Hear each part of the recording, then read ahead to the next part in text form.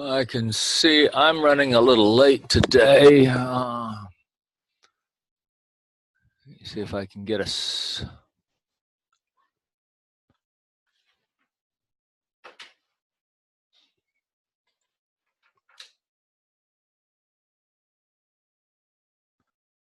Testing the microphone.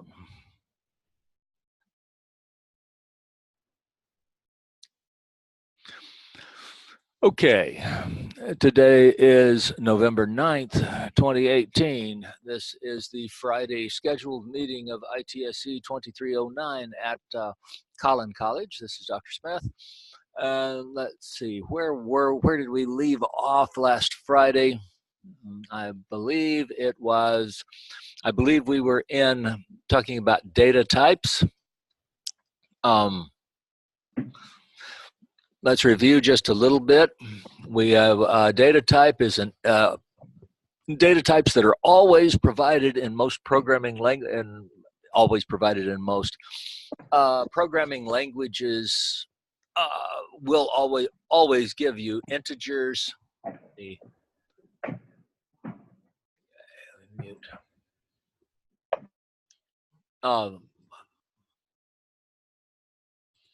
Programming languages will always give you an integer. An integer is just a base. Oh, thank you very much for reminding me that I need to turn on the overheads. Turning them on. I was a little slow getting started this morning. Oh, okay. While the overheads come up, I'm going to review an integer. An integer is a base 2 number. A base 2 number without a decimal place in it, without anything to the right of the decimal place. There's always a decimal place. It's always far right. Well, I guess you'd call it a binary point. But the is that waking up? Yeah. Anyway, there are no errors in integers. If you add, subtract, multiply, divide integers, and you go to an integer, if you divide 5 by 3, you get 1. So dividing by, how many times does 3 go in 5? It goes in 1 time. Remainder is 2. And we have a way to get that remainder back. We call that modulo. So that is a perfect number. If we try to divide 5 by 3, we get, and represent it as a decimal, we'll get 1.66666. Sooner or later, you have to chop it off. You have to quit. That's introducing an error, but that's a floating point. Go ahead. It truncates, and then you have a way to ask what was the remainder.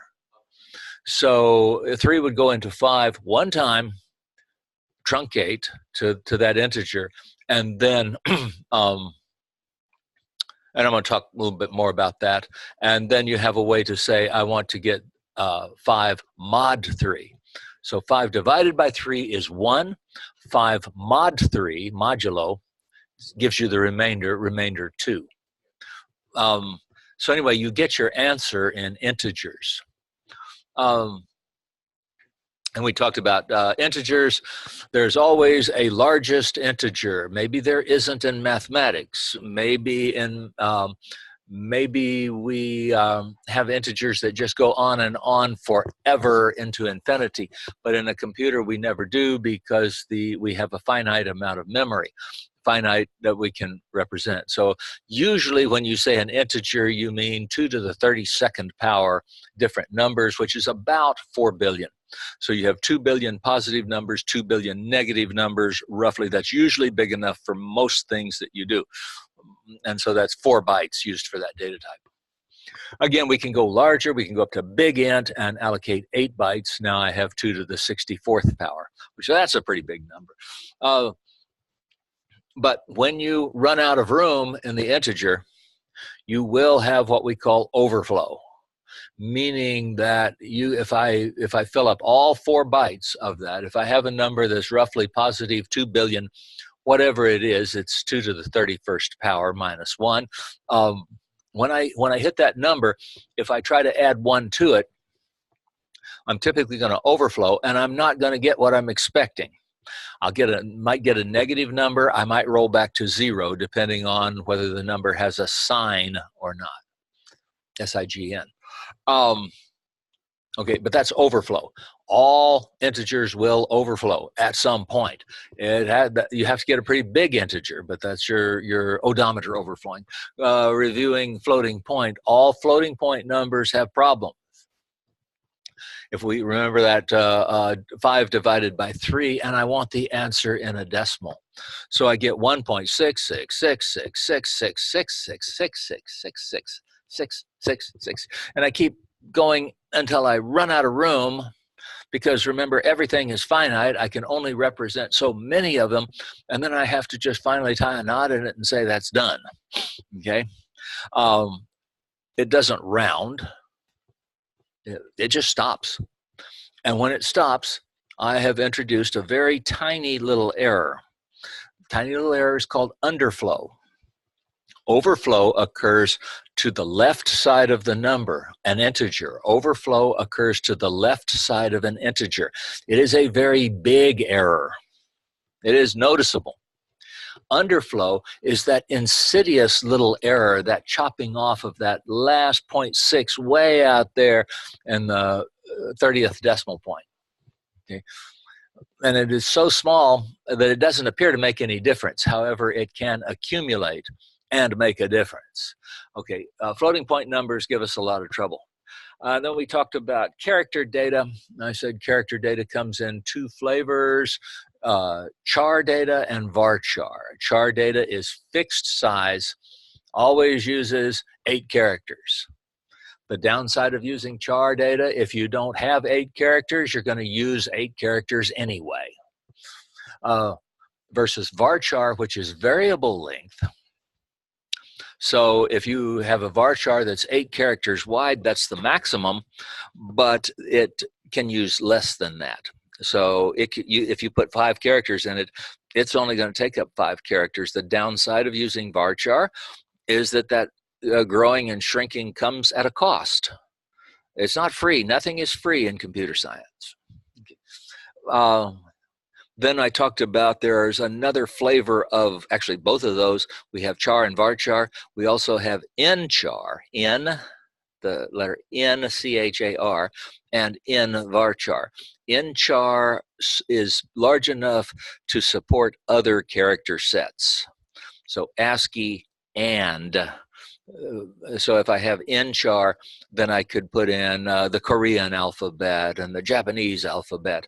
And if my software supported that, I wouldn't have any trouble storing it in the database. Well, nvarchar says that now you have a varchar that will accept the Cyrillic alphabet if you put it in there. Now your software has to support those different alphabets. Whatever is receiving that information from the database has to be able to handle the type of alphabet that it is. So you can still put ASCII into nchar, and you can put ASCII into nvarchar. You're just wasting some space. So the question is, will I ever want to put something in here besides the English alphabet? Is that the English alphabet? Is that what we call it? I don't know. Okay. Bringing me to page 4, dates and times. I believe it is A and B and C that we commonly know. Dates and times.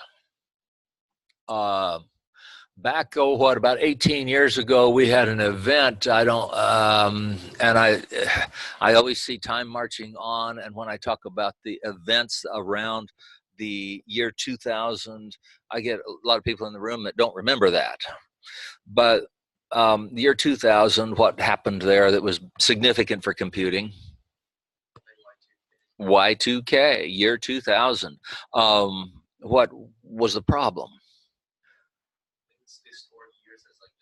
Okay, we were storing our dates as text, And we had been doing this.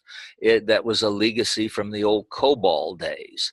So back in the 1960s, as COBOL was developing, how are we going to store a date? Well, they stored a date as a 6-digit, 6-character field. They use 6 characters. 2 digits for the day, 2 digits for the month, and 2 digits for the year. So the year was 60 would be 1960. Well, that works fine if you're right about the middle of the century. As we got closer, it's getting to be 1980, and somebody's looking back ahead and they're saying, hey, you know, we're going to have a problem with this when we get to year 2000, because we're going to, basically it was an integer overflow, because they were those dates even were an integer, even though they were stored as characters. They were still an integer. 50, 60, 70, and around 80 we started, hey, we're going to overflow here in 20 years. Oh, that's 20 years down the road. I'm not going to worry about it today. So we don't usually do that. As it comes 1990 and people are starting to get a little antsy, and I remember talking to my supervisor. Well, I was doing programming. I was consulting then and teaching. And I remember somebody saying, well, yeah, I know it's going to be a problem in 10 years, but I'm retiring before then. I thought, yeah, great. Anyway, come about 1998, we all ran around like Chicken Little, and 1999 we were going, oh no, and everybody started buying ammunition and building bunkers in their backyard and everything. Anyway, 2000 came along and nothing much happened here. And this is because we were watching for that one. The thing that's going to get us is the one we don't see coming. But we did fix the dates, praise the Lord. We no longer store our dates as character fields. We store our dates as a number of clock ticks that have happened since time 0. Anybody know when time 0? We had to arbitrarily say, because time is, yeah, 1970. Time is, of course, continuous and infinite. We had to pick an arbitrary time, so we picked Happy New Year of the year 1970.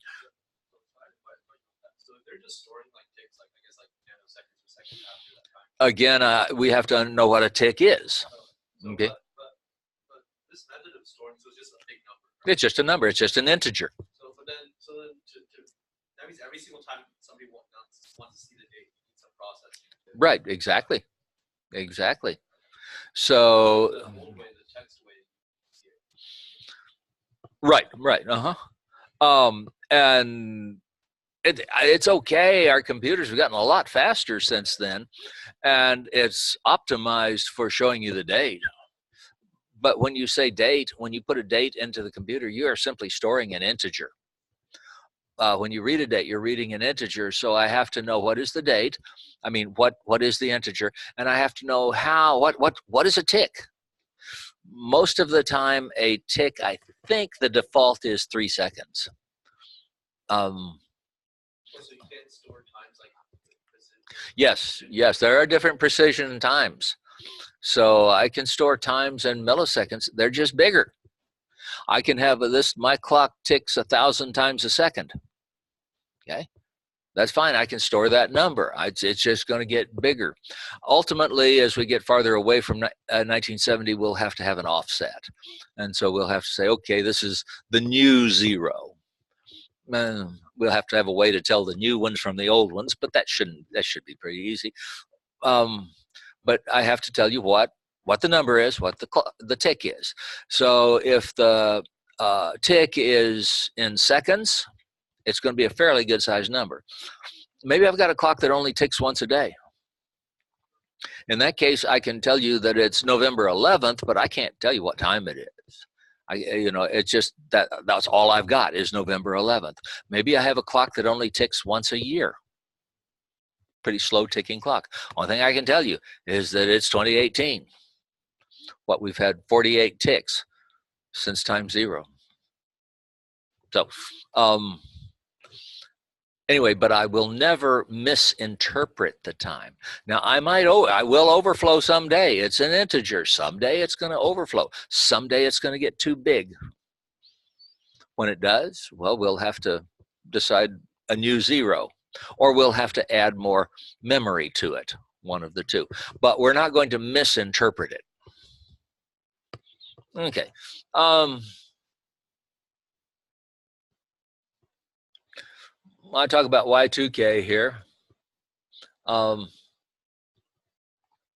Thus, we have two kinds of dates. Date, if your data type is date, it is date only. There is no time stored with it. This is not true in all databases.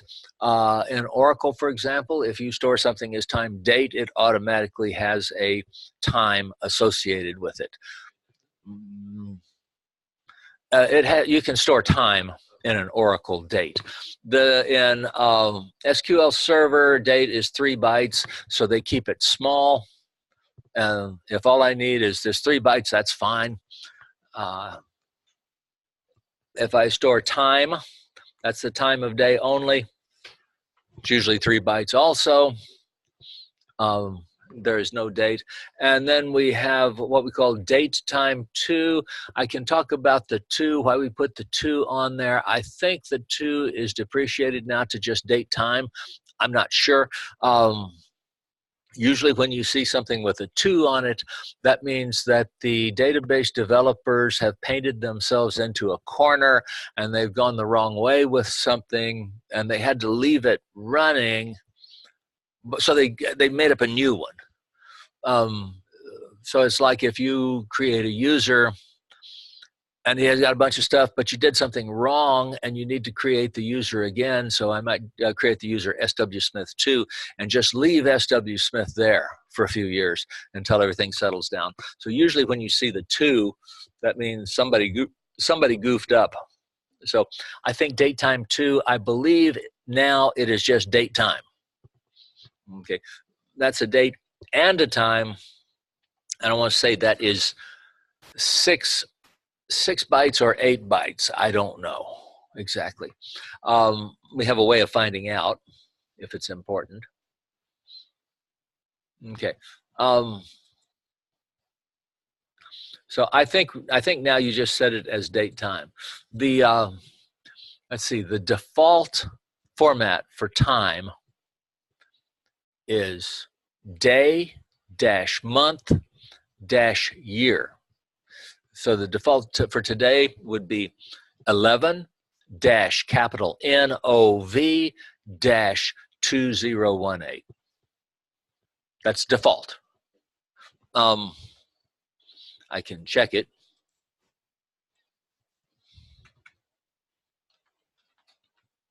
Select get date. If I want to know the date, I say select get date.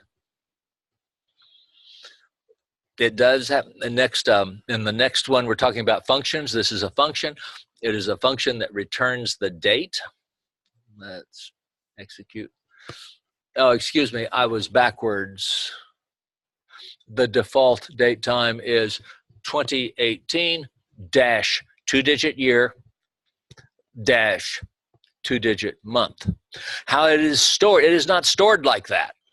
That's just if you just say, show me the time, the date and the time, notice that it has a time associated with it. Okay, that's the system time. So it gave me the system's date and time. Now, I can format that any way I like. So if I want to put it into the database in terms of month spelled N-O-V space 11, comma 2018, I can put it in that way. I just have to tell it to format it. So my formatting, which we're going to do next, my formatting will take that value and change it into an integer that's in the right format. Yeah. No, if I don't say anything about spitting it out, that's the way I'm going to get it. Year, month, day, followed by the time, and the time has the hour, the minutes, the seconds, and the milliseconds. So just hang on just a second. Our system time has milliseconds, But if I stored it, see, that's not coming from the database. The database is asking, okay, computer, what time is it? Question. Yeah, so when we're reformatting the date, do we just put that as like an option into the get date function? Or do we just make our own? Next topic. Oh, okay. Okay. I've done that a few times now. Let's see.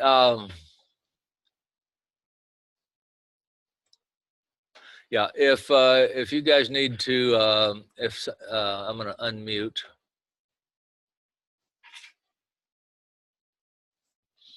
Questions from anyone online? I have turned on the microphones.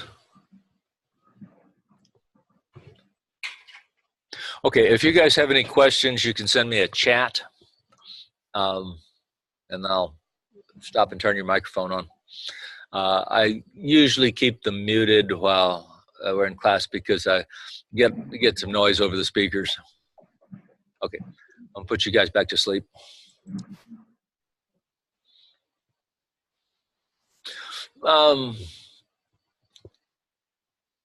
Next. Data conversion. So someone in the classroom was asking me the question of, well, how do you convert? What happens if you convert it? Or what happens if you store it one way or you want to store it a different way? And you need something that reads it and changes it into the value, changes the value that lets you store it in the database.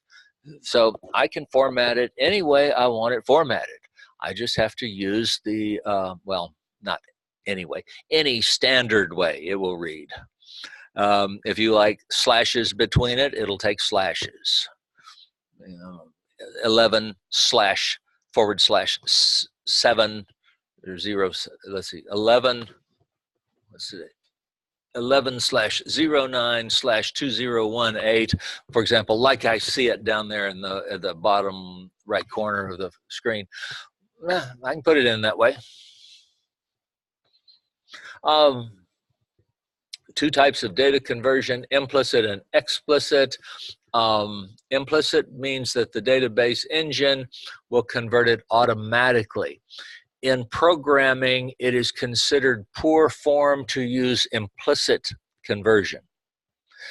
You should always explicitly say what you are doing. What if you're changing something from int to a float, you should always explicitly change it. We talk about implicit conversion anyway, just what's going to happen. If you don't specify, it will try to guess your intentions. And I don't like computers that try to guess my intentions. I always like to tell them perfect, exactly. Here's an example.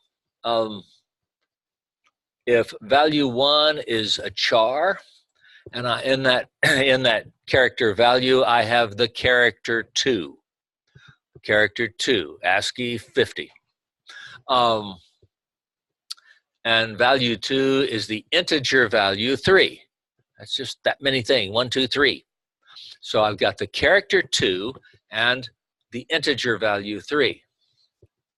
Now, by the way, I think I can do this. Let's go ahead and run it.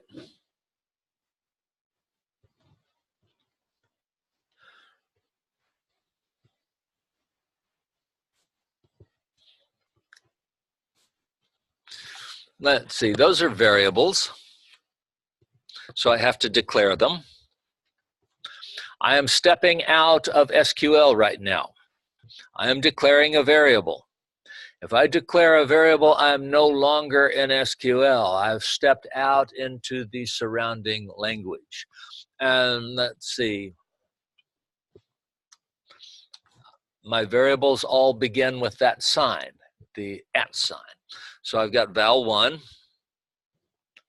val_1 as, I don't really need 2 characters. I'll just make mine 1.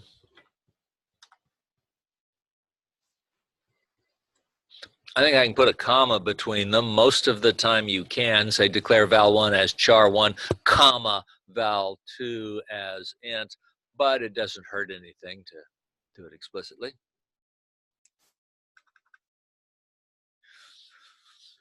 Here, when I talk about them, I have to say at.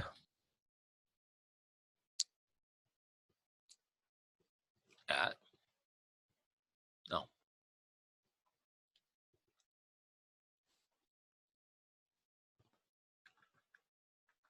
Val 1 gets 2.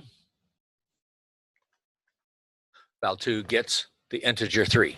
So you can't do that one line. You can't do declare and I believe you can, yes. Usually you can. You can put that together a lot. And if those of you who take my advanced class, this is about the first thing we do. So it's not that far down the road. We start creating variables.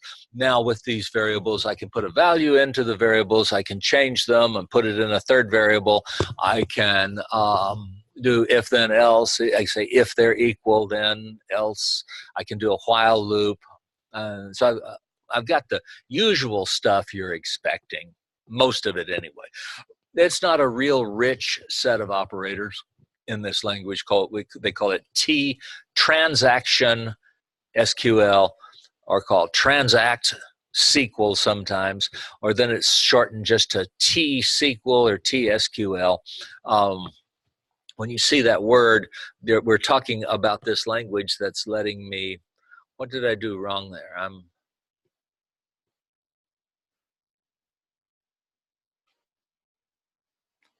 Val 1. Oh, this is my favorite one to forget. Set val 1. It's a little bit verbose. That is how I do variables. And then I say, okay, I want to see what is value 1 plus value 2. Well, what is value 1? It would help if I would type correctly. What is value 1? Value 1 is the character 2. What is value 2? Value 2 is the integer 3. I tell you that value 2, the ASCII code of the character 2 happens to be 50. What will I get? What might I get? I might get 53. I might get 23 if it concatenates the 2 and the 3. What else might I might get an error. I might get 5. I don't know. The system will look at it and it will try to guess what you're trying to do. So let's run this. I don't think I need a use because I'm not hitting the database with anything. So this is actually a computer program. And I say to execute it, I get 5. Look at that. It promoted the character 2 to an integer. The character 2 only takes up 1 byte. It got promoted to a 4-byte character. Now what happened is value 1, did value 1 change? No, it was interpreted thus in the expression. Now, I'm not interested in you guys doing any declaring variables. If you want to play around with it, you may. Most of the stuff we're doing in here, this is an SQL class. Therefore, the idea of declaring a variable is really not a part of this class.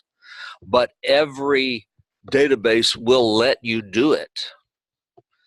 There is a way, because there has to be a way. If I can't declare a variable, I'm stuck with just simple SQL statements. This class is about writing SQL statements. It's not about declaring variables. Once I declare variables, and now once I have a TSQL program, now I have the idea of stuff is happening in order. Inside of an SQL statement, I don't know well, I do know the order, but it doesn't happen like you'd think it would. But this is going to happen. The variable val1 is going to come into existence. Val2 comes into existence. Then val1 gets the value character 2. Value 2 gets the variable integer value 3. Then we do the calculation and print the sum of them. Okay. Now, so we didn't val 1. If I were just to say select val 1, I'm going to see. Well, okay. The problem with this declaration of variables, when it's over, all of those variables go away. So as long as your program is running, they stay. Once you hit the end of that program or a go, those variables all turn into a pumpkin. So you can't just execute half of it. I think I can execute, as long as I declare it, I think I can do this. And I see 2. Which doesn't tell me much because I can't see whether it's a character or an integer. But what it's doing is it's converting this, it's promoting that to an integer. Yeah, I'm not sure exactly what would happen then. I don't know. Well, I'm char 1. I have to make him be a char 2. So the question is, what happens if it's got a 0 in front of it? It still promotes it. I'll leave it like that. Okay, I'm going back over to this one.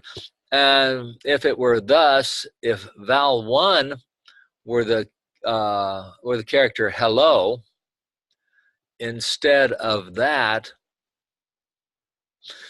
now the character hello, let's change him to a char 5. I can't convert hello to an integer. No way.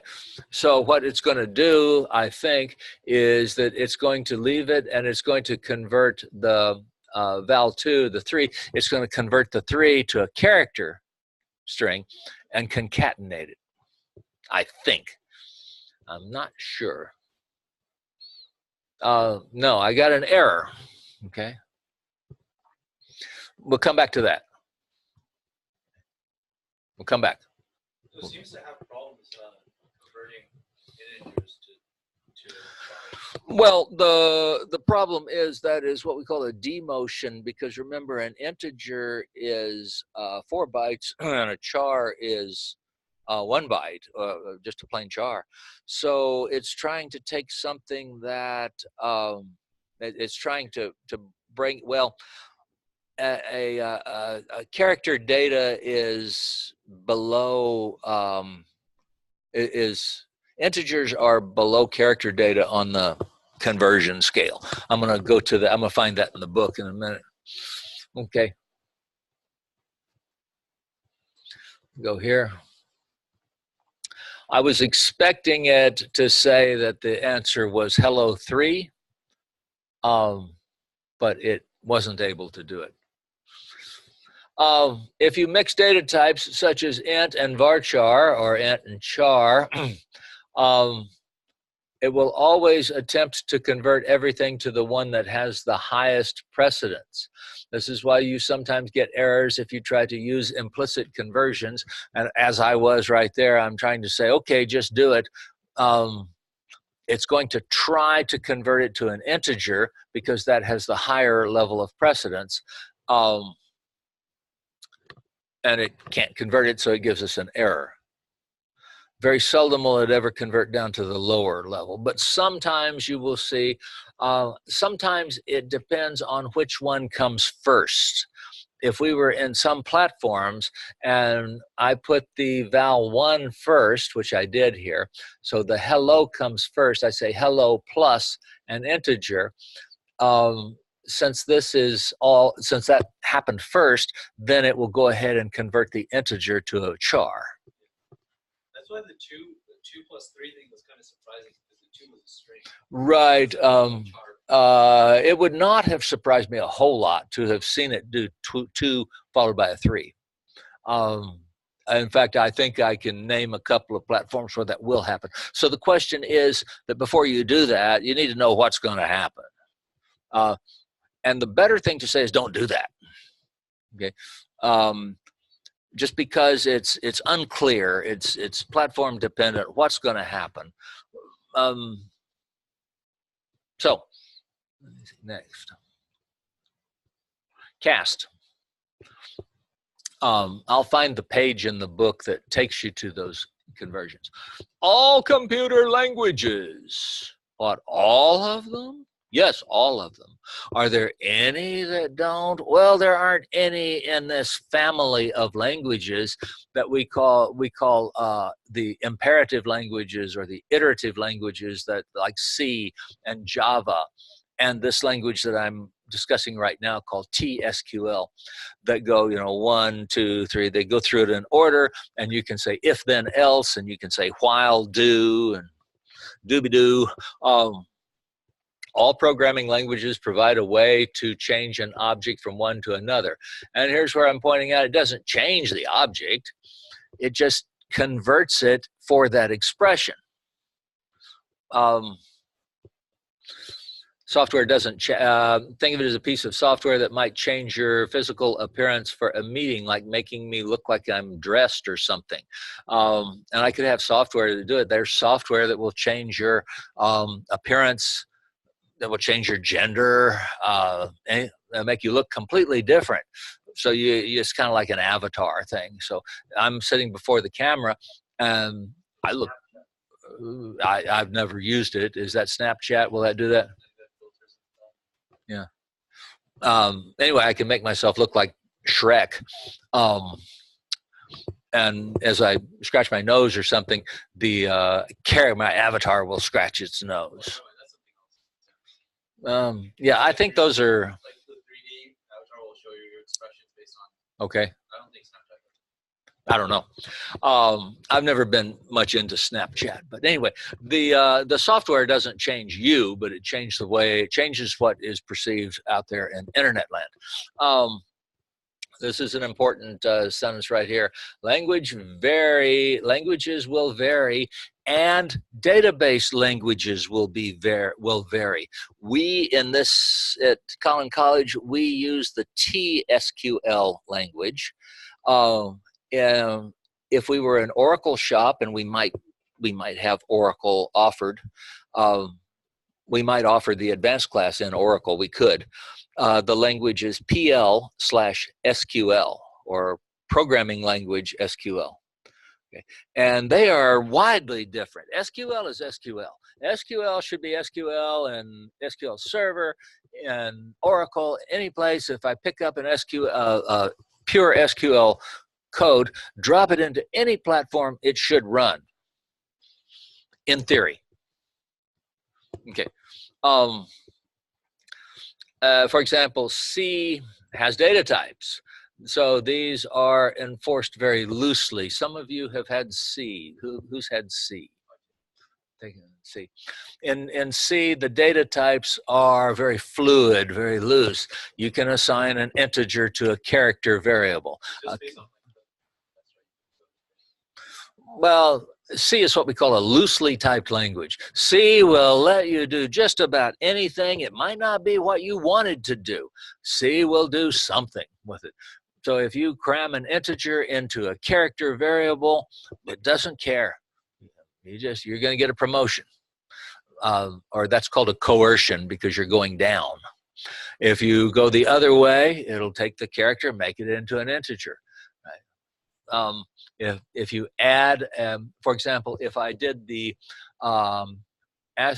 character with ASCII code 2 plus with ASCII value 2 of a character plus 3 in C, what would I get? As you said it a minute ago, the ASCII value of 2 is decimal 50. Right. It's, in hex it would be 48. In hex it would be 32. 32. In Java, the rules are positively draconian. SQL tends to take a middle ground. I advise you not to use the implicit conversion, because I don't know exactly what's going to happen. I have to go test them. Every time I move to a different database or a different version of SQL Server, I'll have to go test them again. I don't want to do that. Okay, in SQL Server, And the language here is transact SQL. Okay. So this is just a real brief little introduction. Don't get your knickers in too big of a knot. We're not going to be programming in here.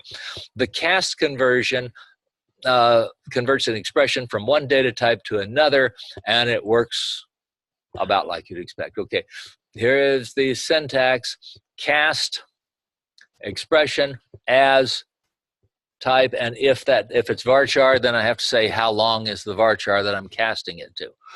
For example, here is one: cast 14.85 as int. All right.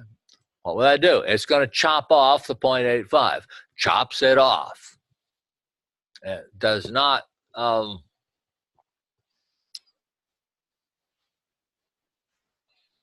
okay, result is 14, truncates. Cast 14.85 as float. I can talk, if I have time, I'll talk a little bit about float. We have two kinds of float. We have float and we have double. All right. If I just say 14.85, it is a double. Yes? So let's say you say select cast 14, just 14 the integer, Mm-hmm. float, will it do 14.0? Yes. Yes. There's there's never a problem with that's one place that I will say select 5, the integer 5 plus 4.7. 5 is an integer, 4.7 is a float, or actually it's a double, but I know I'm going to get 9.7. Because an integer will always cast to a float, because an integer doesn't have an integer is always 0.0, therefore it just becomes a float. That's one I don't usually cast, but if I did, it would be 5.0. Cast 15.6 as a varchar. I could have said varchar 4. In the book it says you're supposed to, but I could have said 4. I'm going to get 1, followed by a 5, followed by a point, followed by 6. So given this, let's see, can I fix this? Cast val1 as int. Yeah, I do, obviously, because I can't. Okay. I want to leave it hello. So what I'm going to do is I'm going to cast the other one. I'm going to say cast value2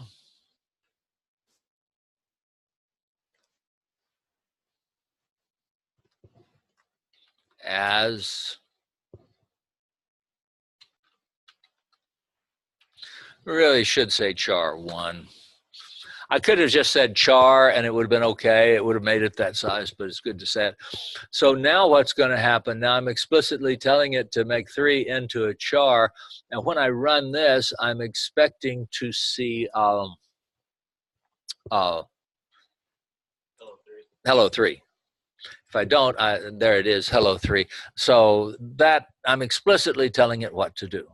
Yes. No, just for that, right? It's the result of the cast function. So it's like if I have a function, so f of x, I'm just making this up, equals 3x plus 7. So I want to know about f of 5. So what is f of 5? 22. 3 times 5, 15 plus 7, 22. Did it change 5? No. Did it change 5 for the duration of anything? No. 5 is still 5, praise the Lord. So the val2, if I talk about val2 in the next one, in the next statement, val2 is going to remain an int. It doesn't change. But this is a function, this cast function, just converts it right there. And every time I do it. So every time that you are using anything that is different, I have two different data types and I want to put them together. I want to print a string that has my birthday is birth date. Okay, my birthday is a string. That's either char or varchar. Plus, if my birthday is a day type, I need to convert it to a varchar or a char. Then I can do plus, and it will get they'll get appended in there. I don't know what's going to happen if I try to use the plus operator between a string and a date. I expect it would it would either give me an error, which it might very well, or it would go ahead and convert the date to a string. I don't want to guess, so I could try it and find out. But then if I went to I don't know whether it's going to stay the same in SQL 2020 or not. Maybe it will, maybe it won't. So, yeah, it's better. It's always better to cast. Yes, float. SQL Server provides a rich set of cast. Okay. SQL Server provides a rich set of operations that cast. So CAST is SQL. It's SQL. It should work on Oracle. It'll work in MySQL. It'll work on Postgres. It'll work on any of them. Okay. Now, SQL Server, and I always said I would tell you when it wasn't standard. This next one is not standard, but I think it's going to be. Let's see. This one. Let's see. Where the heck is invoice date?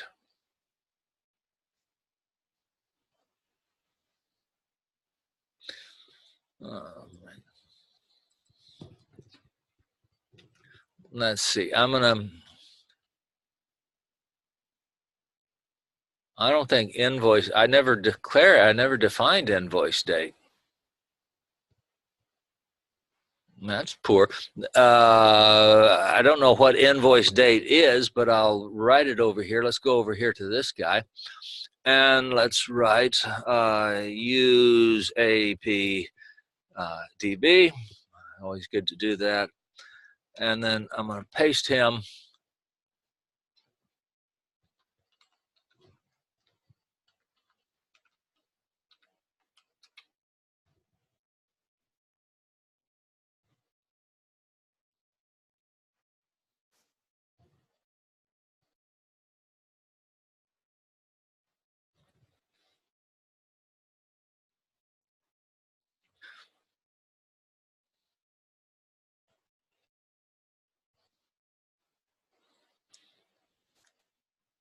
Okay.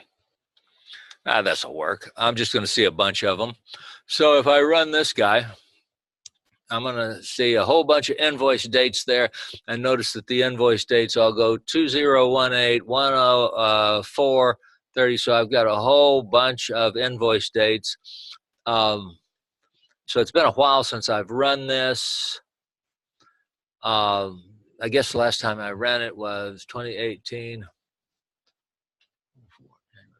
March, April? Yeah. Okay, I guess it's been a while since I've run this. If I ran this again, it would bring all those guys up to date. But right now, notice that that's just invoice date. All I'm doing is showing invoice date. Now, if I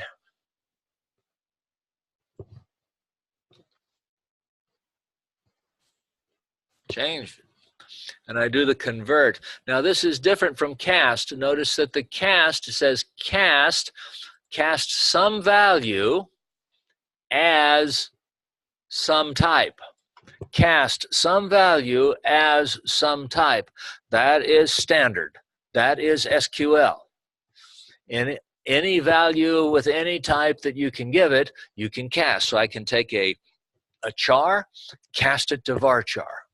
I can take a varchar, And let's see, if I have a varchar that is type, whose value is hello, HELLO, I cast it to a char2, I will get HE. It won't give me an error. No, just truncate it. Casting it does truncate stuff. So if I put this, now if I put convert in there, convert from, no, convert this to this, and 107 is a formatting command that is proprietary to SQL Server. Those you just have to go look up. If you Google conversion format codes SQL Server, you'll get it'll tell you all the numbers of them. I forget what 107 is, but now we're going to see the date formatted thus. I'll find them in the book. Okay, notice here it's different now. Now it is spelling it out. APR 30, comma, 2018. So that is the 107 format. Let me find that for you in the textbook.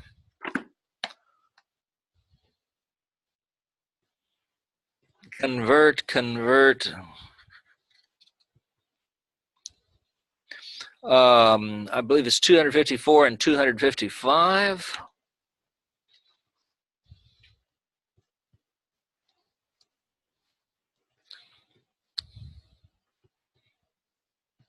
Yeah, common style codes are found on page 255.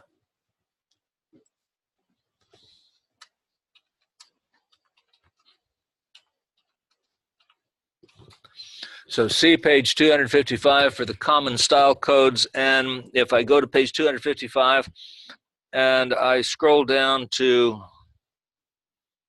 and I find 107, it says 7 or 107. I think there's some difference in them. I'm not sure. I don't, when I do SQL, I don't tend to worry a lot about my output. Why? SQL is typically just the engine. It's just the data pump. So I'm going to send it from my SQL. It's going to get sent to a Windows form. My Windows form can format that any way it wants to. So it might get sent to an Access form. Access, I got a lot of ways of converting it. If I send it to a Windows Visual Basic form, I can convert it any way I want to see it. So I typically don't spend a lot of time worrying about it. So therefore, the idea of what format that's in. Very seldom will my end users ever get the output of an SQL statement because it's messy. Now, I can pick it up from my output grid here. I can pick this up. And if I say, you know, copy with headers, and I go over to Excel and I paste it in there, now I can do anything I want to with it. And it is a date data type when it gets over to Excel. Excel will say, oh, that's a date. Now you want to change the way it looks? Change the way it looks. Excel can do that with all. Sure, Excel can, yeah, because the Excel is a Microsoft product. This is a Microsoft product. So if I were to take,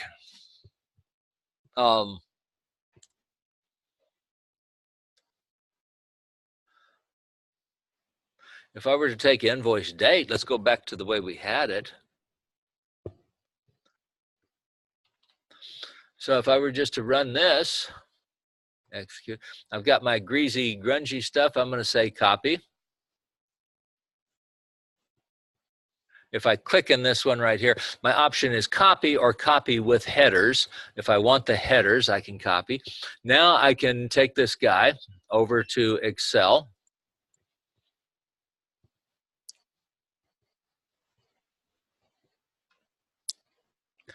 Menu spreadsheet.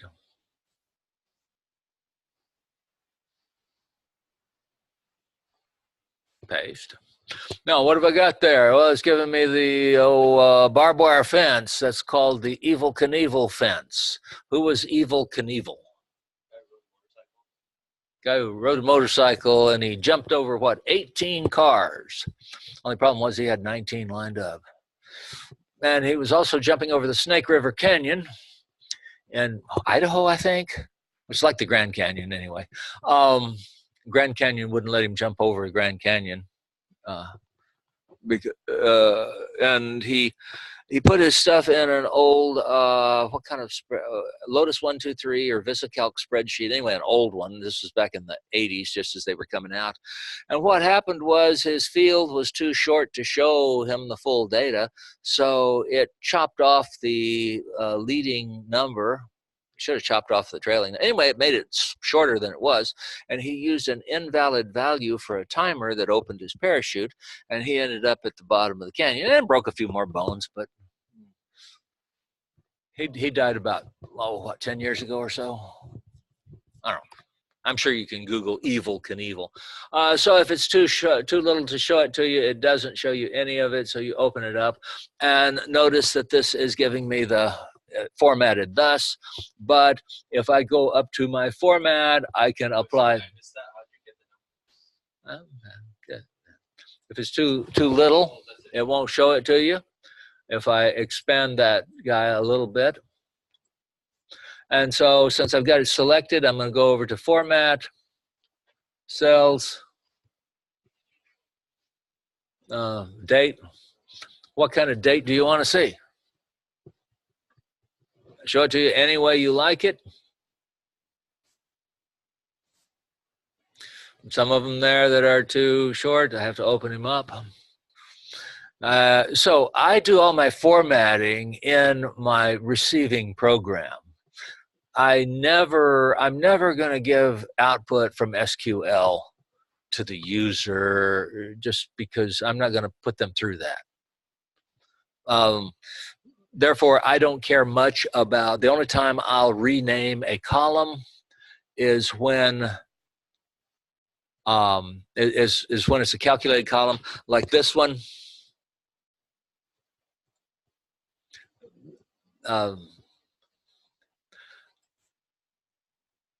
This one I won't rename, it's just invoice date. This one I would have to rename because the convert is going to give me a column with no name, and I don't like columns with no name. I don't care if it's X. Name it X is fine with me. Just give it a name. So that when I run that guy and I get it back and I send that up to the spreadsheet or the Visual Basic program, whatever it is that's receiving it, that column will have a name. Then you can rename it when you get there. But I never let it be no column name. Okay, so convert.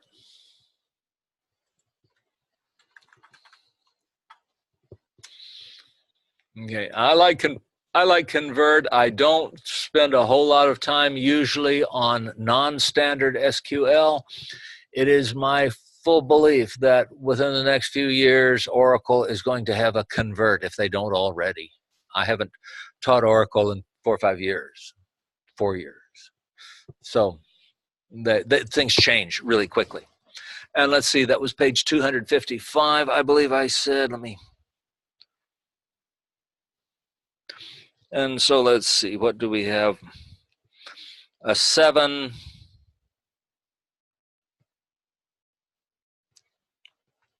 So the style code 0 or 100 is the default. Let's change it to 101 and see how that affects the output. Excuse me, I need to change it up here, don't I?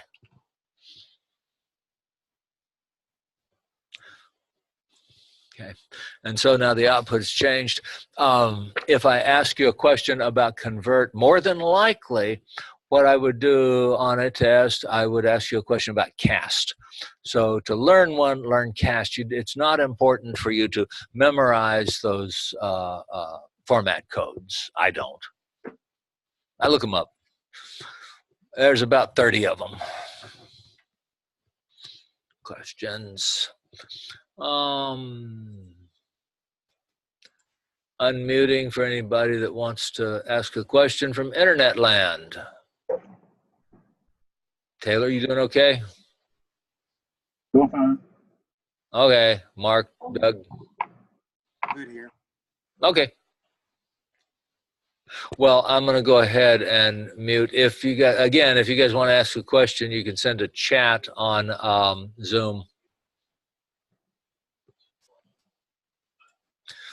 Okay.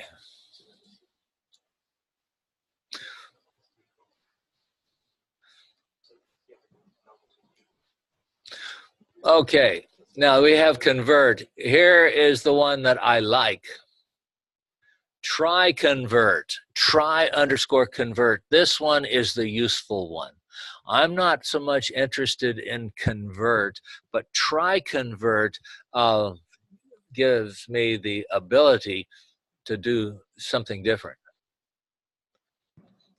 Try cast and try convert. So cast and try cast.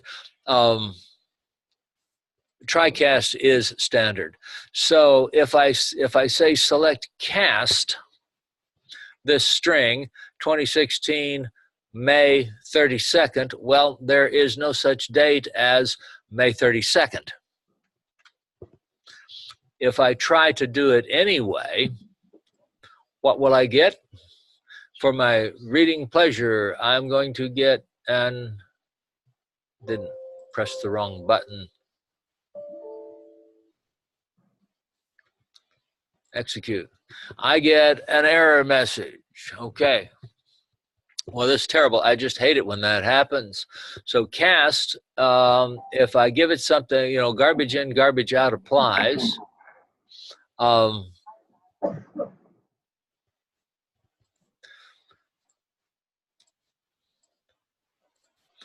So if I change this to try cast,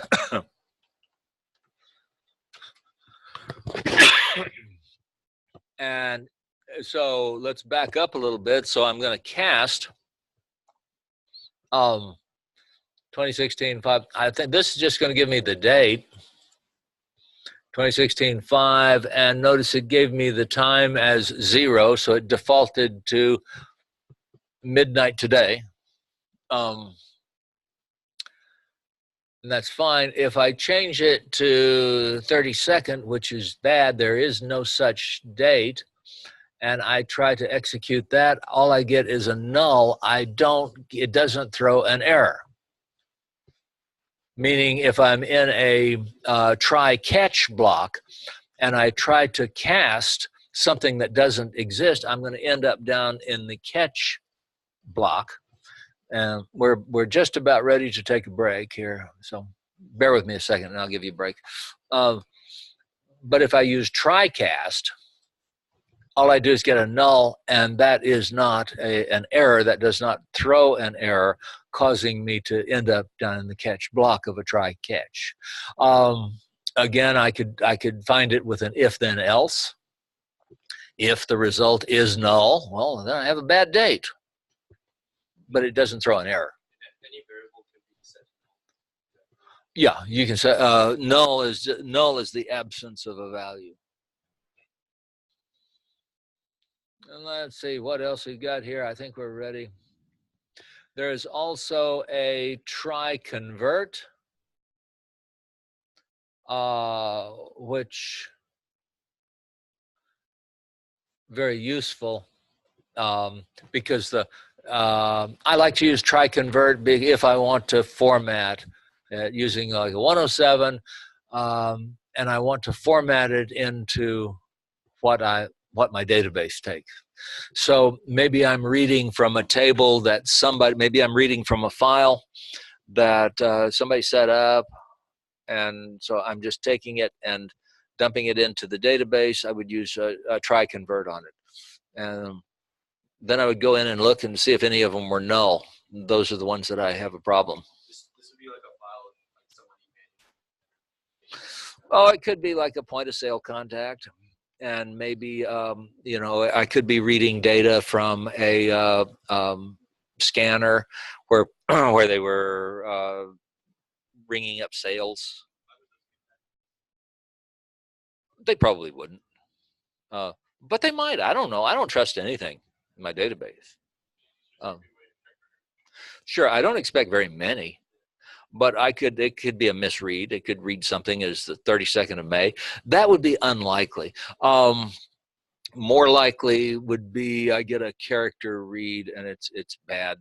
It's just garbage in, garbage out. So if I just get something that's just garble there, you'll get that kind of stuff. And I don't want my insertion script to error out. So it's easier just to say, go ahead, okay, go ahead and do it, and then I'm going to run through and check it. Do I have any nulls? If so, I go look them up and try to figure out what it is. Okay. TriCast cast and TriCast are standard. The format of cast is cast something as, assumably something different, but they could be the same thing. So cast some value as some data type. May or may not change it. TriCast does it, and if it can do it, it will. If it can't, it sets it to null. I usually use TriCast unless I really want to throw an error. Sometimes I do. I think we're done here. Yeah, I don't know. TriConvert is just like TriCast, only it's convert. And I think we are done here. It's time for our break. Let's take a 10-minute break. It is 11:08. Let's come back about 11. Oh, I'll be starting up about 11:20 and wrap up.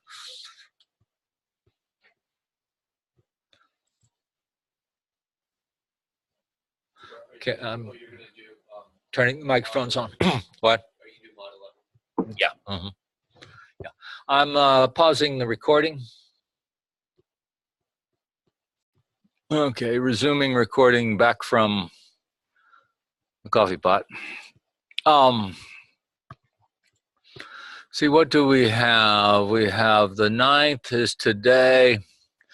So we have one meeting the 16th, the 23rd, and the 30th. So I have 3 more. No, we don't have a meeting on the 23rd, do we? That's Friday day after Thanksgiving. So we have 2 more class meetings in November.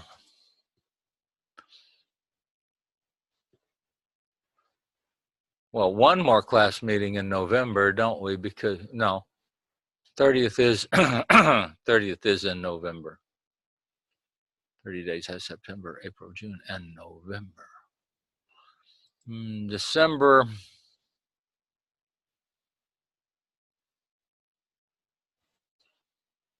We have December 7th. And the 14th is the day of the final.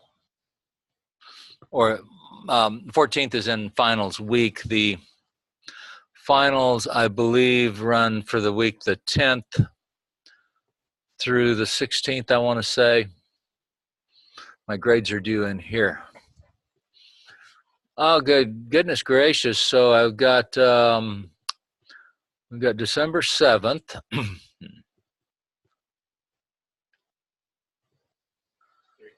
So we got 3 classes left after today. We're not going to be able to get in another test. We're just going to run out of time. So I probably won't do a test 2. I'll put out an announcement on that.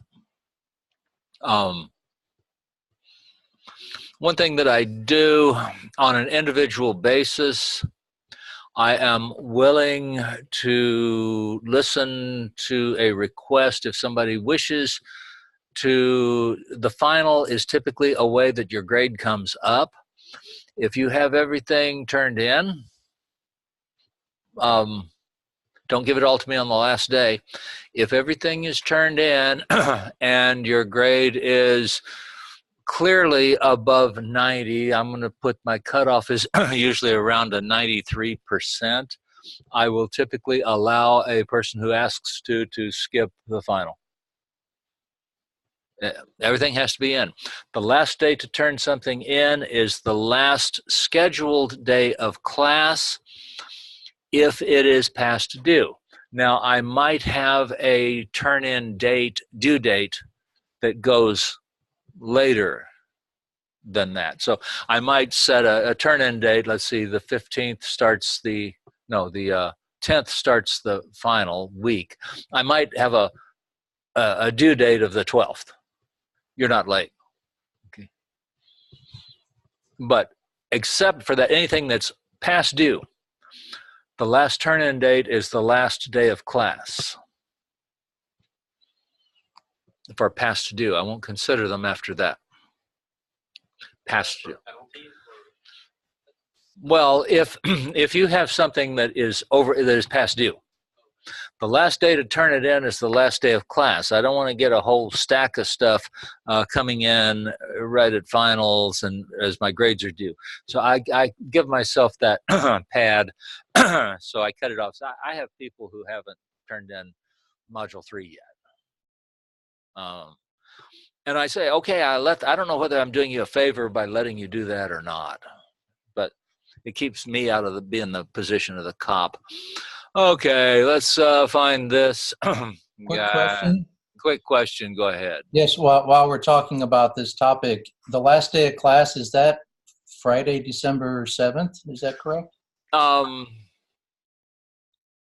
Yeah, I believe it is. So we don't meet on the 14th of December, is that? I'm just checking. I reserve that time. Usually since this is a online class and a face-to-face class, I will usually be here on the 14th, but you don't have to be. Well, I'm just trying to understand the last day to turn in the assignments will then be the very well, 7th. thank you. The last day to turn in overdue assignments will be December 7th. Oh, perfect. Thank you. So if the assignment is past due, you have to get it in by the end of the day, December 7th. Okay. Otherwise, I'm going to be trying to do my grades, and I'll still have people submitting assignments. Gotcha. Thank you. Mm. Also, I have a question. You have a question? You said you could turn in assignments that we didn't get full credit for, right? Oh, it kind of depends. You asked me about it. That's not a blanket thing. The question was, can you turn in an assignment that you didn't get full credit for? I would say certainly if it is less than 70% of full credit, no. If it's just a 1-pointer, don't pester me with it. Okay. Let's see. I want to go to the modules. Okay, well, I'm going to start the new module here briefly, and I'm going to have to treat this one quickly. Data types were done. Let's see, have I assigned, okay, the subqueries are due today, and I'll put a due date on the data types. We are going to skip chapter 9 because we've already done that. And functions, yippee-ki-yay-ki-yo. I'm going to be talking here about functions that are built into SQL Server. SQL Server also allows you to define your own functions. These are called user-defined functions.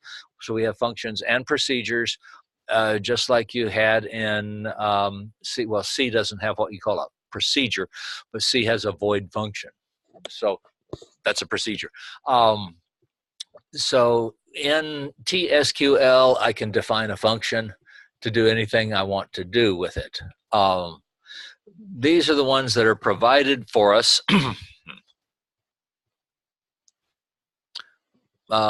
Functions designed to manipulate strings, numbers, and dates. So these guys are built in. They are in all SQL. I'm only going to be considering functions that are standard to SQL. Look at strings first. Built-in functions for manipulating character strings. In addition, some problems that occur when we're working with strings. So a numeric data that is stored as character strings sorts incorrectly. What do you mean? Numeric, what do you mean that 77 is greater than 695? It would mean that it's greater than because it comes before in the dictionary.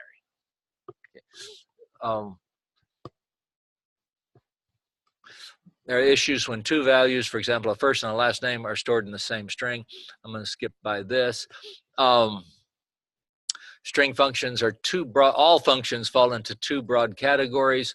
Those functions that return information, for example, the length of a string, how long is a string, and informations that change that take a string and return a new string.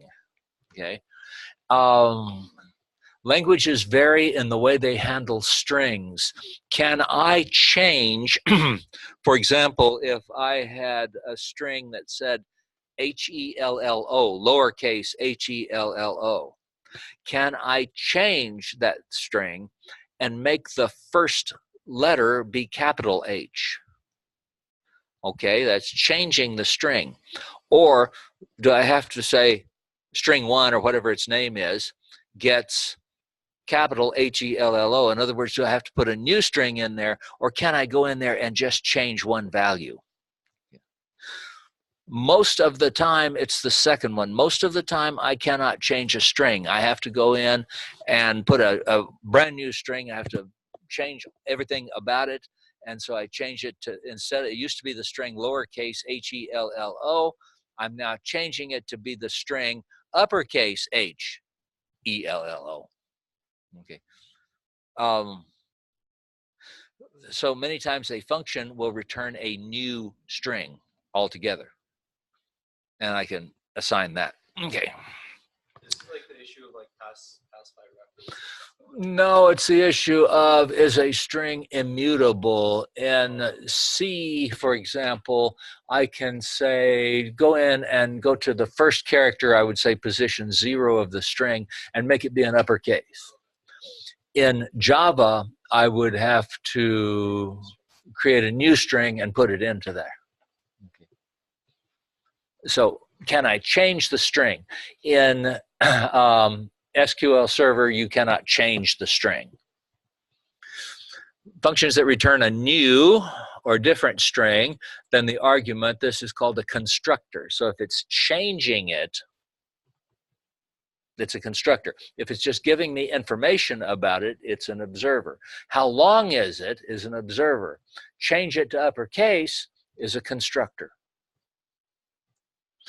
In Java and C++ and C, you have the idea of a constructor also. It's different from this term. Okay, string observers. The ones that we're going to work with are len, length. Length returns, let me make this a little bit bigger. Maybe I'll make it a little bit smaller so I can get it all on there.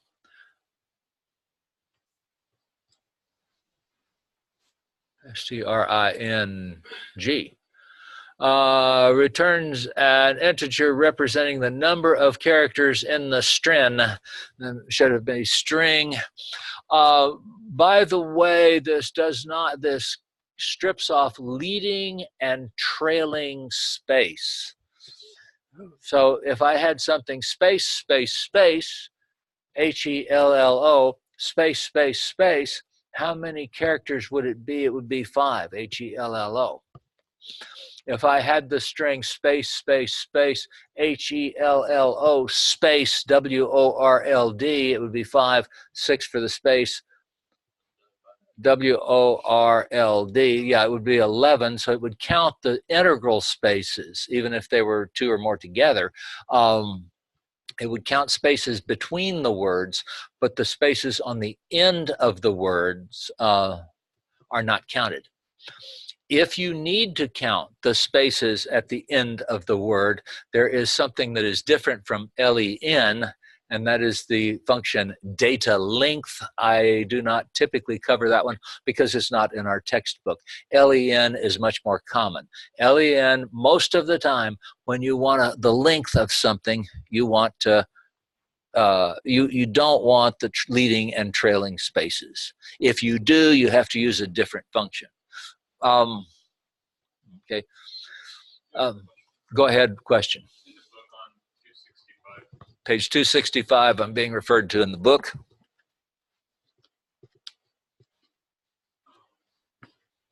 The first one is LEN. and it's the same, but it's the same function on the bottom with leading and trailing spaces. That's interesting.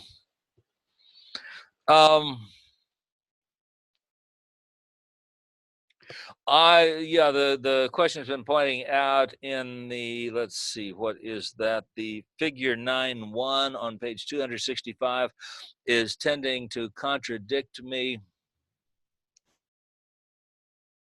I would have to, I'd have to set it up and try it. I believe that it strips off leading and trailing spaces, but sometimes my beliefs aren't always correct. It does strip, it looks to me like there are 2 spaces in front and 2 at the rear. So one of them's getting stripped. I think then it would be stripping the ones at the rear, but it would not surprise me if they strip. So be careful with LEN because sometimes that drops the leading and trailing spaces. It doesn't count them. Okay. Oh, I think this is trailing spaces aren't included. New ones are. Okay, I may have to be corrected there that trailing is, I know trailing isn't dropped because I just had to fix that. And if you have to have trailing spaces, you would use, instead of LEN, you would use the function data length, DATALENGTH, and that will count the trailing spaces. So I had to pick those up for a program I was writing for the advanced class. I was thinking it chopped them both off, but apparently I was just wrong there. Okay, that happens. Char index is another good one. Returns an integer that represents the first position, the occurrence of the string F within the search string S. Okay, and so if I say char index of capital N, so that's the string I'm searching.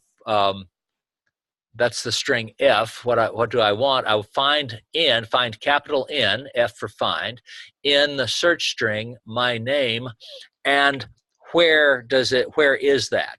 So I could have said NA, and it would have given me the same thing. I could have said NAM, and it would have given me the same thing. Where it begins, and this returns 4. So I'm going to go here 1, 2, 3, 4. So it's the 4th character, and we start counting at 1 when you say the first character, which is different from some languages. So the question is always, what character do I start at? Okay, well, 1. 1 is well. It's not so if you're in C. Okay. Well, the question, we say computer scientists start counting at 1, and we don't necessarily, or 0. We start counting at 0. We don't necessarily. Are you counting the beginning of the string or the end of the string? Are you counting the number of squares that you go into, or are you counting the number of squares that you leave and go to the next one? Are you counting the number of floors as you walk in the door? Is that floor 1? Or are you counting the times that you go up a flight of stairs to the next one? So this would be floor 0. If we're counting the stairs would take me up to floor 1. Right. How many chapters have you read versus which chapter are you on? Thus, if I read the first word, the first letter, if I look at the first word of the first sentence of the chapter, is that does that trigger the count? Or do I have to finish it, finish the chapter, see it in my rearview mirror, then I count it? Am I counting chapters I have begun or chapters I have ended? There are a lot of little questions like that. You guys play chess? Take a rook and place it on an empty chessboard, and your task is to arrive at the corner that is diagonally opposite from you, having entered each square one and only one time. Okay. Now, if you try to do it starting at how many squares have you entered, remember you're starting from a square you haven't entered yet is the trick. So the question becomes, am I counting entering the square or leaving the square? I didn't say you had to leave every square. I said you had to enter every square. Okay, but you haven't entered the square you're on. So if when you go up and come back, then it's not possible otherwise on a grid. So in any n by n grid, you can't do it unless the n is 1. Okay, so anyway, this gives me a way to find it. Now, the common use for char index, I used it the first time in my life. I remember it was in about 1979 or so. I was programming a database. I worked for a school district, and the school district had stored all their students' names as last name, comma, space, first name. Then I had to go find the comma, space, and break them out into a first name field and a last name field because they didn't want to print their diplomas Doe, comma, space, John on your diploma. You want it John, space, Doe.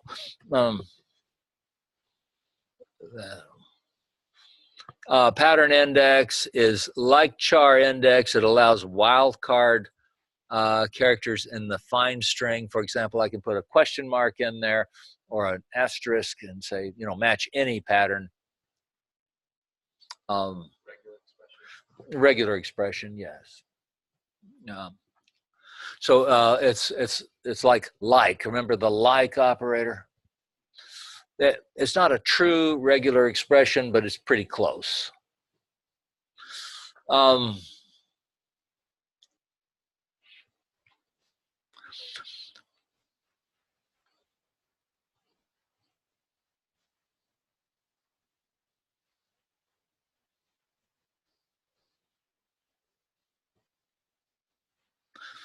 I don't know that this really isn't true.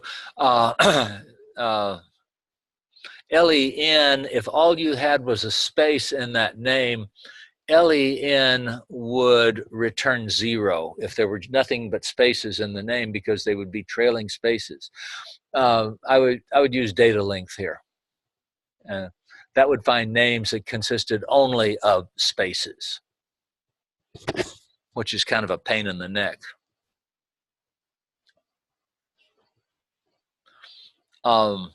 Most character fields to at least one character. So if you're not going to allow it to be null, don't let it be all spaces either, unless there's some reason to do that. I'm gonna go next. String constructor functions, these guys give me a new string or they change the string that I had. So for example, ltrim and rtrim returns a string with either the leading spaces or the trailing spaces removed from the string.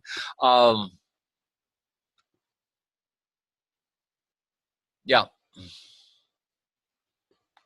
Wonder why I'm sliding off there. I don't. I'm just running off the string. So ltrim. Some databases give you the option of just saying trim. SQL Server does not have a trim. It's either ltrim or rtrim. So you can say ltrim open parentheses, rtrim open parentheses, identifier name close parentheses, and that'll trim them both off. Or you can do it the other directions, L trim first, R trim first. It doesn't really matter. So you can compose the functions. So L trim and R trim. Left in S. I noticed a lot of people did that on the on test one when I said find the area code of, I don't know what I say, 405 or something. A lot of people did the left function. We hadn't officially done it then, but it was. I was thinking you would do like, but a lot of people went out there and grabbed left and then take the left string and then the right piece of that string. One thing I have noticed that people today, we don't have the idea of the area code much anymore. The first 3 digits of a phone number. Back in the old days, when I was a kid, I had to walk to school 2 miles through the snow, and the area code was never used unless you were making a long distance call. Now you just use it.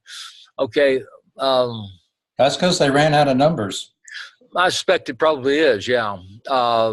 Also, you know, I don't know where the person's going to be. So with a landline, you don't have to use it. With a cell line, you do. And lots of people use only cell.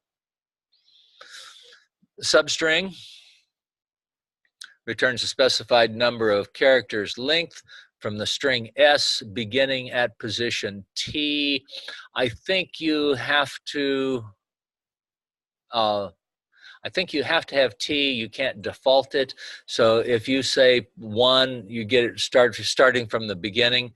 So if I say So without the T, it'd be right? Be the same as right. no, I think you have to say it. You could just use right if you wanted. Well, let me test it.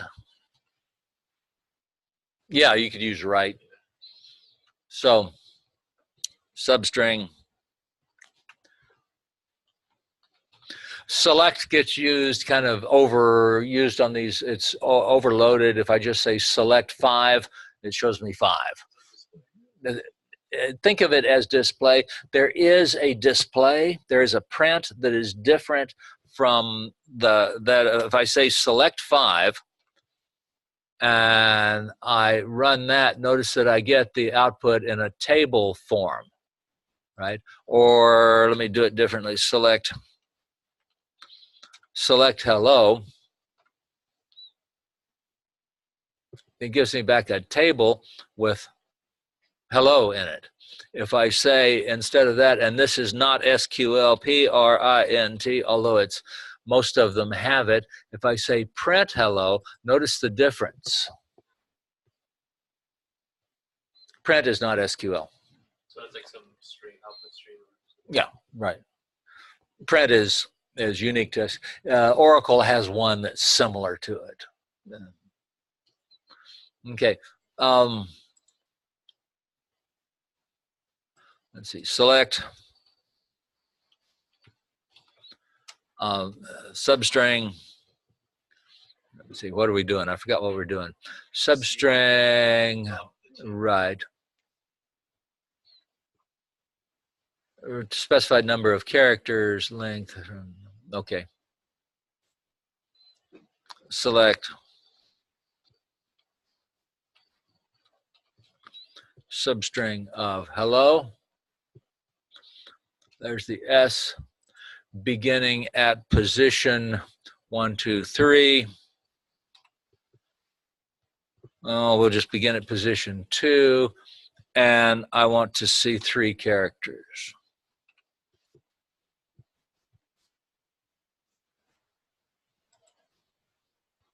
And so the string I got back is EL or ELL, I think. So you can verify that it is. I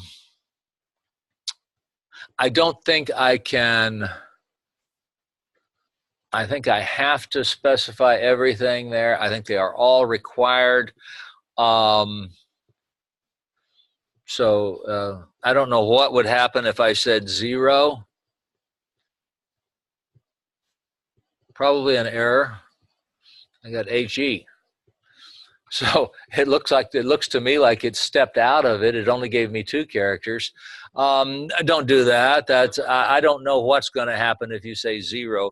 If you wanted to start at 1, I could have said right 3 would have done the same. Excuse me, left 3 would have done the same thing. Don't know what would happen if you. Do like -1 and 5 or something. I don't know. You can try it and find out. I don't recommend programming. Just because you can do something in a particular language doesn't make it something that you necessarily want to do in your program. Well, it is. Particularly in computer science, lots of times one platform will allow you to do something and another one won't, and they'll both be right because it won't be specified in the language. So it's kind of like, I don't know what's going to happen if you give it a negative number. But with the standard of SQL, it says you're not supposed to. Okay. Now, let me get through this. We're about, oh, goodness gracious, we're about out of time. I'll let you read it. Replace. Returns a string with all occurrences of the find string replaced by R. That's handy for some things when you're processing a big data set. I told, when you're working with a big data set, we have a way. I told you that database does not come with an undo. Database does not have an undo. Well, what would happen if I replaced something and I had a typo? Am I just crying? And the answer is no. No, well, you could, but what would happen if I replaced something and I didn't know how to, if I did something and said replace every E with an O? Well, I can't undo that by saying replace every O with an E. It won't be the same thing. So I've lost information there. So I do have a way in database to do transactions. This is what we call transactions. So I say begin transaction. Let me show this to you. This will be in the next class. How many of you are going to take the advanced class when it comes around on the guitar? Maybe. No, waving at me. Don't know. Okay. For those of you who do, you will get a lot of this.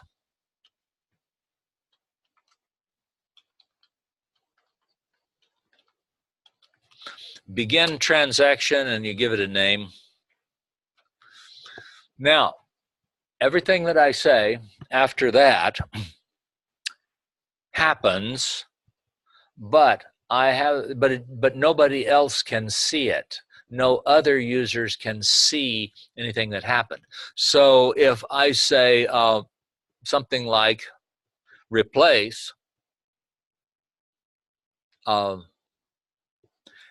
I accidentally put it in, update a table, replace the E's with O's, but I don't have a where on it, and I wanted to do it with just one record, but now I have just accidentally done it to 12 million records. Okay, and so I get back I look at my output down at the bottom, and it says 12 million records updated, and I'm going, oh, oh, darn, right? What can I do? Well, if I don't have a transaction, there's nothing I can do. But I say begin transaction, I do something drastic here.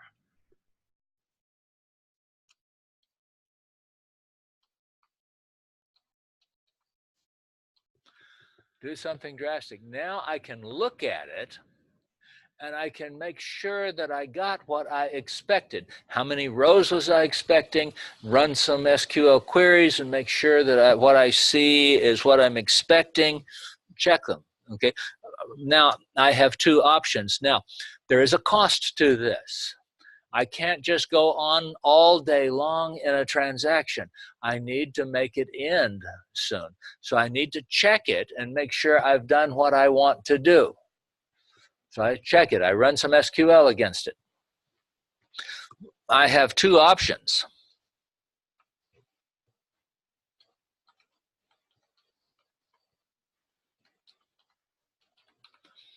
I can commit the transaction.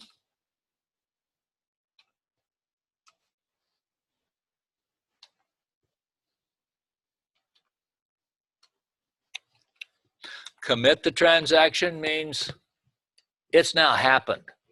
And if it isn't right, I am so very sorry. My other option that I have right here, rollback. I can get away with just saying rollback tran. It'll do it. I don't typically shorten the syntax, but lots of places you can. I don't teach it in this class. When we get to the next class, I'm a lot looser about the syntax. In other words, I let you do about what you want. So I can say rollback tran. I don't think I had to say begin transaction T. I think I could have just said begin tran, and it would have worked. And then when I get to the end of it, when I get to a point where I want to check and see, I say either commit or roll back. Commit says it happened. Rollback says none of it happened. It goes back to the begin transaction and nothing happened. Both of them end the transaction, yeah. Where it gets a little unclear is what happens if your computer crashes in the middle of a transaction. It is supposed to roll it back. I haven't found that SQL Express always does it. I've been testing this for the advanced class. Anyway, we do a lot of this in the advanced class. But if I were doing something really big with replace, where I'm saying replace, I might say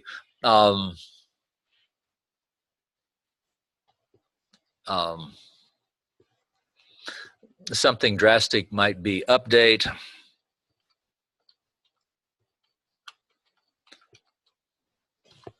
Vendors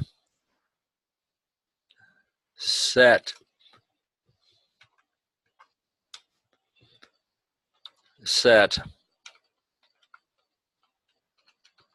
vendor name gets replace.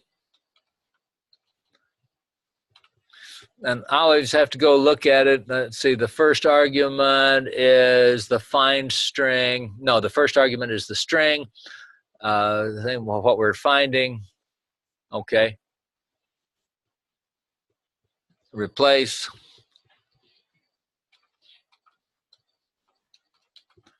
Vendor name is the string I'm searching.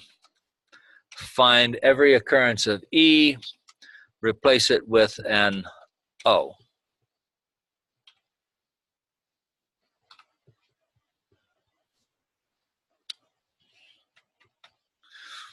I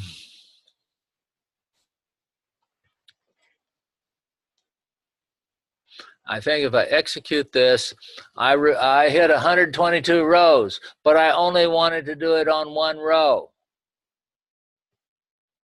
And that's really going to give me some trouble. So I can look at that and I can say, I want to see it. So right now I'm inside the transaction, select.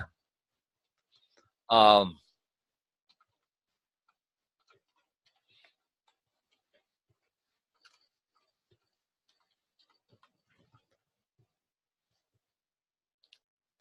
let's look at what we've got in that table. And notice USPOSORVICO. Okay, I can see right there, something has gone dreadfully wrong. I forgot to put the where clause. I accidentally pressed enter. And there are databases that when you press enter, it will do it. It executes.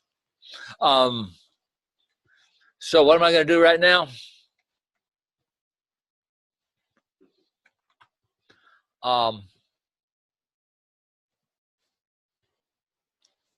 Roll back. And now if I go look at it again, I see that I undid it.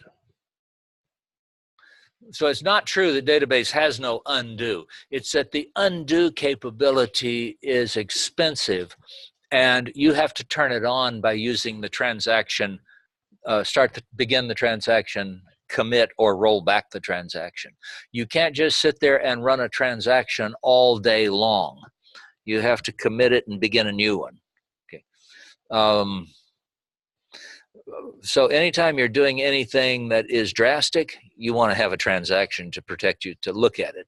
So it gives you time. It gives you that moment.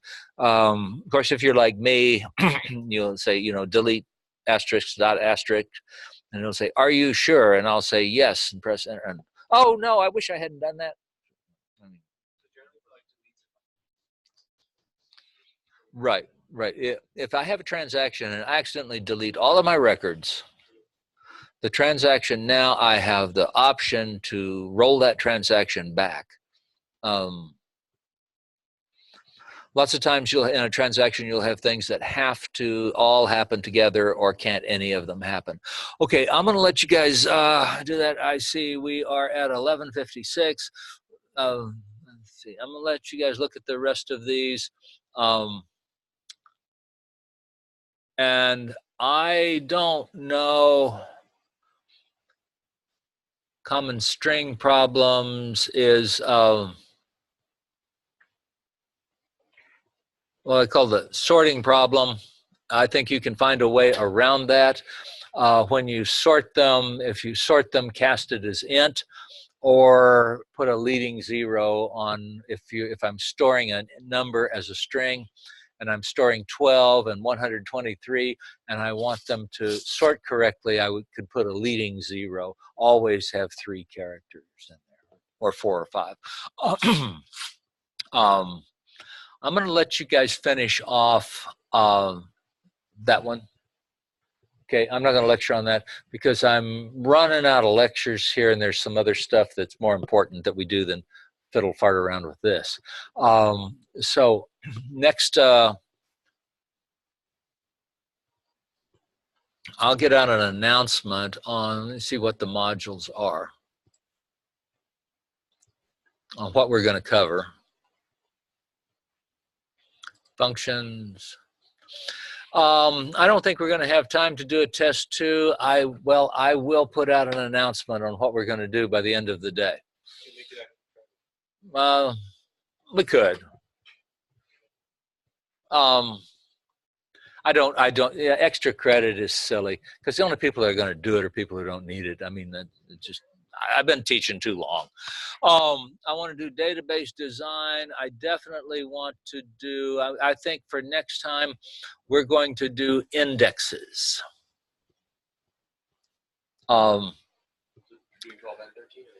I'm going to skip over 12 for right now, and I'm going to begin 13. So I'm going to send out an announcement here in just a minute and get the and tell you what's coming up and in what order.